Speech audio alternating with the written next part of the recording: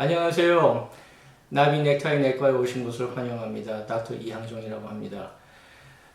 제가 이 비디오 클립을 하려고 마음을 먹은 지가 꽤 오래됐는데 이제 막상 이렇게 여러분들과 성인 질환에 대해서 공유를 하게 된 동기는 지난 30년 넘게 내과의로 살면서 여러분 환자들이 무엇이 필요하고 또 그 어떠한 내용들을 알아야지 건강을 지켜나가시는 데 도움이 될 거라 생각을 해서 제가 정리해서 간단하게 말씀을 드리려고 합니다. 그래서 오늘은 가장 우리가 흔히 볼 수 있는 그 고혈압 문제에 있어서 여러분들이 꼭 아셔야 되고 또 아셔야지만 그 고혈압의 그 합병이라든지 또 여러 가지 큰 그 문제들을 미연에 방지할 수 있기 때문에 그런 내용들을 여러분들께 같이 쉐어하고 알려드리려고 합니다.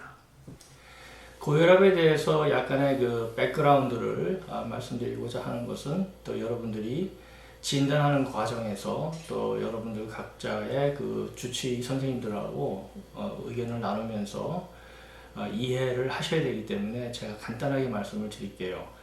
고혈압이라고 진단을 공식적으로 내릴 수 있는 혈압은 140에 90을 가리켜서 고혈압이라고 합니다. 이 혈압을 2번 이상 쟀을 때 같은 내용의 그 혈압의 측정치가 나왔을 때 비로소 우리가 고혈압이라 진단을 내리는데 2번의 다른 경우라는 것은 오늘 재고 그 다음 또 10분 후에 잰 것이 아니고 오늘 잰 다음에 같은 컨디션에서 그 다음 날 또 혈압을 쟀을 때 각기 그 혈압의 측정치가 140에 90을 초과하는 경우를 가리켜서 고혈압이다 이렇게 진단을 내려요. 그래서 혈압을 집에서 재실 때도 굉장히 조심스럽게 재셔야 되고 정서적으로 안정이 되고 적어도 5분에서 10분 정도 충분히 휴식을 취하셨다가 올바른 방식으로 혈압을 재셔야 되는데 혈압을 재시는 방법은 좀 이후에 제가 직접 데몬스트레이션을 하려고 합니다. 혈압이 있다 없다 가다부터 우리가 이제 결정을 하고 나서 만약에 환자분의 혈압이 140에 90을 2번 측정을 했을 때 초과했을 경우에는 이제 우리가 얼마나 높게 나왔는지를 우리가 봐야 되는데 무조건 혈압이 높게 나왔다고 해서 무조건 같은 계열의 고혈압이라고 보시면 안 되고 고혈압도 그 정도에 따라 가지고 스테이지 1, 2, 3, 4로 나누게 되고 위의 혈압이 200을 초과하는 경우에는 고비용군에 우리가 생각을 하기 때문에 이런 분들은 은제고 중풍이라든지 심장마비라든지 굉장히 뜻하지 않은 그러한 그 부류의 사고를 당할 수 있는 그런 분들이에요. 그래서 각 나라마다 그 기준이 조금씩 다른데 현재 미국의 기준으로 본다면 위의 혈압이 130에서 140인 경우에는 스테이지 1이라고 했고요. 이것이 옛날에는 이제 보더라인 혈압이다라고 얘기를 했었어요. 지금은 이제 스테이지 1이라고 부릅니다. 두 번째로는 이제 140에서 150이나 155 정도까지 혈압을 스테이지 2 혈압이라고 그러고 그 다음에 155에서 한 170까지 가는 것을 스테이지 3라고 하고요. 그 다음에 170이 넘어가는 경우에는 그게 스테이지 4입니다. 그리고 200을 넘어가는 경우에는 그런 혈압을 가리켜서 Hypertensive Crisis다 라고 우리가 칭합니다.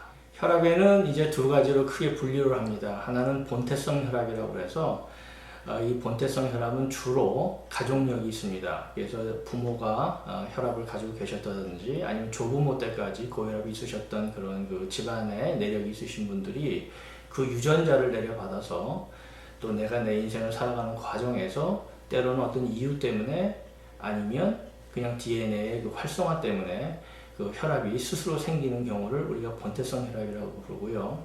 두 번째 타입의 그 혈압은 2차성 혈압이라고 해서 혈압이 다른 인자로 인해 가지고 유발되는 경우가 있는데 그런 경우가 주로 보면 당뇨병이라든지 고지혈증 또 각종의 그 신장 질환, 갑상선 질환 또 우리가 자가항체 질환이라고 그러죠. 그 자가항체 몸에서 스스로 그 항체를 만들어서 나를 공격하는 그런 질환들을 다 크게 일컬어서 자가항체 질환이라고 그러는데 그런 경우에도 2차성 혈압이 생길 수가 있어요.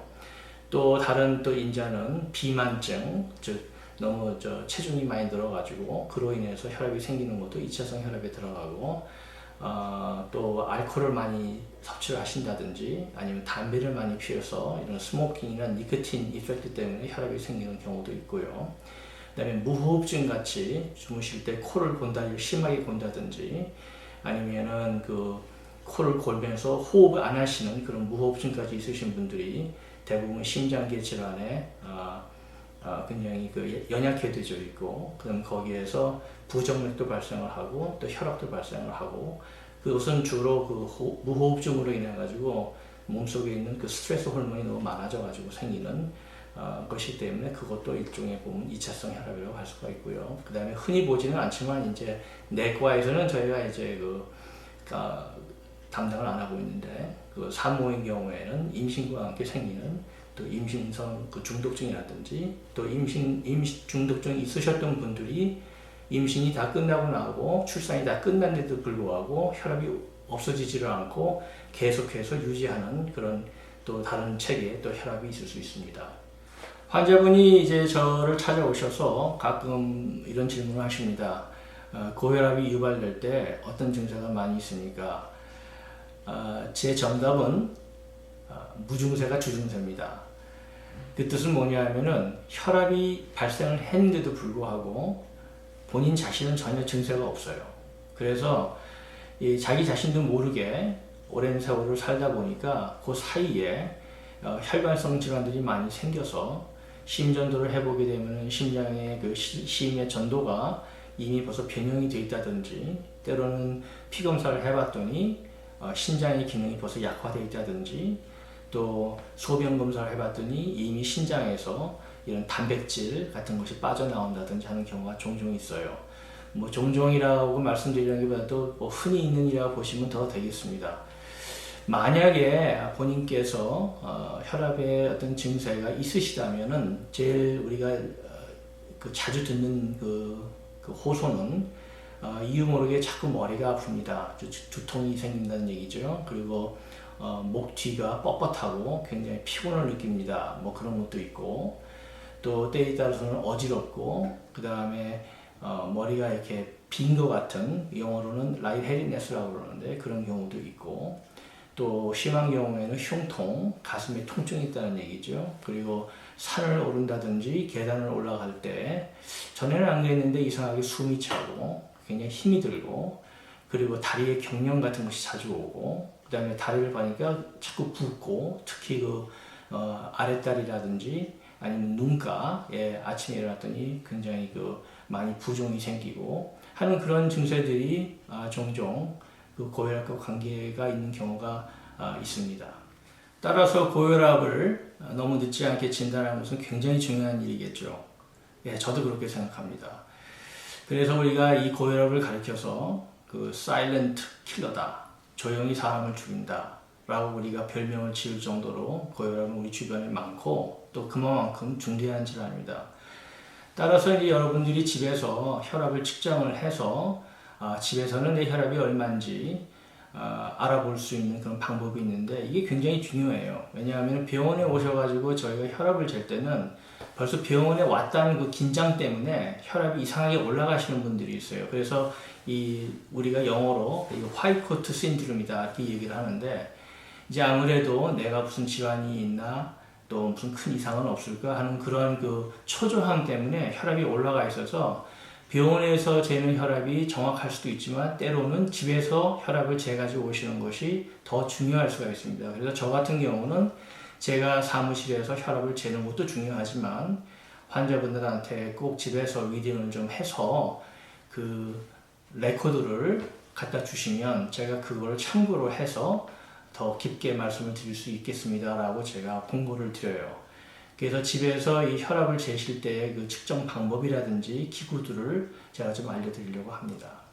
집에서 혈압을 측정하시는 방법은 두 가지 방법이 있습니다. 크게 하나는 매뉴얼하게 측정을 하는 방법인데, 이런 경우에는 그 청진기를 이용해서 귀에 꽂고 그 다음에 환자분의 팔에 이 커프를 걸어서 측정을 해주시는 분이 이제 직접 동맥음을 들으면서 측정하는 방법인데, 이것은 조금 어려워요. 그것도 훈련이 돼야 되고, 왜냐하면 동맥음을 귀로 듣는다는 것이 그렇게 쉽지는 않습니다. 또 이 커프를 우리가 인플레이션을 해서 공기를 넣을 때 다른 자금들이 많이 생기기 때문에 여기 훈련이 안 돼 있으면은 이게 동맥음인지 아니면 자금인지 어떤 데는 좀 헷갈릴 경우가 있으니까 제 개인적으로는 집에서는 심플하게 이렇게 자동으로 된 혈압계를 하나 구입하셔가지고 편안하게 혈압을 측정하셔서 적어서 병원에 가져오시면 훨씬 더 좋겠어요. 그리고 참고로 만약에 가족 중에 고혈압이 한 번도 없으신 분들도 있겠죠. 그러나 저는 개인적으로 한 집안에 적어도 이렇게 자동으로 잴 수 있는 혈압계 정도 한 대는 가지고 계신 게 좋습니다. 그래서 나는 한 번도 그런 일이 없었어 라고 생각을 하셨어도 종종 몸이 좀 피로하고 이상하게 언짢다 할 때 한 번씩 재보고 또 평시 또 몸이 좋을 때도 한 번 재보고 해서 내가 평시에 혈압이 이 정도구나 라고 알고 지내시는 것이 굉장히 중요하니까 요지는 뭐냐 하면 만약에 혈압이 발생한다면 빨리 찾아야 되거든요. 그 시간을 잃어버리면 그 골든 타임을 잃어버리기 때문에 집에 환자가 있으시든 없으시든 관계없이 이 정도의 그 의료기구 정도는 가지고 계신 것이 전 좋다고 생각합니다. 자, 제가 이제 어떻게 이 혈압을 집에서 재셔야 되는지 잠깐 데몬스트레이션을 해드릴게요. 자, 이런 이제 그 혈압계를 사시게 되면은 뒤에 이렇게 이제 배터리가 들어가는 그 공간이 있는데 여기 배터리를 충분히 넣으시고 풀 차지를 하셔야지만 정확하게 리딩이 되니까 그거를 항상 채워주시고요. 그런 다음에 이제 이 커프 사용법인데요. 이 커프 사용법을 말씀드리기 전에 제가 꼭 말씀드리고 싶은 것은 이 팔이 굉장히 얇으신 분들은 이 커프 사이즈가 작아야 해요. 그러니까 그러신 분들이 이렇게 일반 사이즈를 가지고 이 혈압을 재시면 혈압이 너무 낮게 나옵니다. 그렇기 때문에 위 음성이 나오기 때문에 조심하셔야 되고 또 반대로 팔 굵기가 굉장히 굵고 크신 분들은 일반 사이즈보다 더 큰 오버 사이즈 커프를 사용하셔야지만 정확하게 리딩이 됩니다. 그러니까 그러신 분들이 일반 사이즈 커프를 걸면은 혈압이 높게 나와요. 그래서 위 양성이 되기 때문에 그런 경우에도 정확한 진단이 불가하겠죠. 대부분의 분들은 주로 미디움 사이즈 커프에 다들 해당이 되기 때문에 특별한 그러한 사정이 없으신 분들은 그냥 이렇게 일반 미디움 사이즈를 사용하시면 됩니다. 자, 이 커프를 사용하시는 방법은요, 이제 팔에다가 커프를 끼우는데 이 커프의 튜브가 이렇게 나오는 부위에 요만한 이렇게 보시면 아시겠지만 이렇게 하얀 다트가 있어요. 하얀 점, 요 부위가 우리가 이 동맥 줄기에 따라 가지고 이게 가야 되기 때문에 이 점이 너무 반대쪽으로 돌아간다든지 너무 안쪽으로 돌아가 있으면 정확한 리딩이 안 됩니다. 그래서 요거를 끼실 때 반드시 이 하얀 점이요, 이 팔의 동맥의 안쪽으로, 팔꿈치 약간 아래쪽으로 향하게 이렇게 끼워 주셔야 돼요. 요게 맞는 장소고, 여기에서 됐다 했을 때는 그 다음에 요거를 피부와 잘 접착이 되도록 해준 다음에 감아주시면 돼요. 감아주신 상태에서 이제 재기 전에 이것도 감다 보면은 또 어떤 말씀을 하다 보면은 혈압이 올라요. 그 순간인데도 혈압이 오르기 때문에 일단 커프가 준비가 되셨으면은 그 다음번에는 한 1, 2분 정도 편안하게 앉아 계시고 심호흡도 하시고 눈도 이렇게 잘 감으셔서 이렇게 정서적으로 안정을 충분히 취하신 다음에 그런 다음에 준비가 되셨을 때에 요 스타트 버튼을 이렇게 눌러주시면 커프 자체가 인플레이션이 되면서 자동으로 리딩을 하기 때문에 그때부터는 가만히 리딩이 끝날 때까지 기다리시면 됩니다. 그러고 나서 바로 날짜와 시간 정확하게 기재하셔가지고 혈압계가 어떤 리딩을 했는지 그 혈압을 측정해 주시면 되고요. 대부분 아침에 한 번, 저녁 때 한 번, 일주일에 매일 하실 수 있으면 참 좋겠지만은 만약에 그것이 사정에 의해서 힘드시다면 적어도 일주일에 한 5일 정도는 해서 이 로깅을 해주시면 병원에 가실 때 그 리딩을 가져가시면 의사 선생님이 굉장히 도움이 될 거예요. 그래서 정확하게 진단을 하고 꼭 약을 써야 할 상황까지 벌어지면 약도 써야 되고 또 좋은 의견들을 나눌 수 있으니까 그거를 꼭 잊지 않도록 하십시오.